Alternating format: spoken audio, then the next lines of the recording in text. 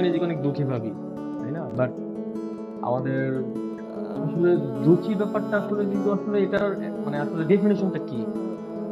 একটা দুঃখী মানুষ, আমরা যদি কোনো কিছু অভাবে পড়ি, আমরা ভাবি আসলে আমরা খুবই দুঃখী, বা আমরা কোনো কিছু নিয়ে যদি কোনো বিপদে পড়ি, যে আসলে আমরা মনে করি যে আমাদের দুঃখের একটা জায়গা নেই আসলে।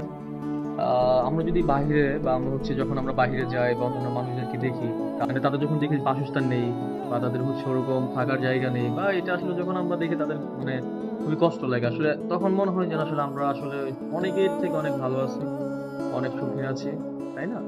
সো আসলে সবার উচিত প্রত্যেকের জায়গা থেকে আসলে স্যাটিসফাইড থাকা। সো এটা আমাদের সবারই উচিত। অ্যান্ড আসলে আমরা চাই আমরা সবাই যতটুকু পারবো গরিব দুঃখীদের পাশে দাঁড়াবো, এবং সবাই নিজের স্থান বা অবস্থানকে আমরা সবসময় শ্রদ্ধা করবো, এবং আসলে শুকরিয়া আদায় করবো আল্লাহ তাআলা, কারণ আমরা অনেক অনেক মানুষের থেকে ভালো রয়েছি, তাই না?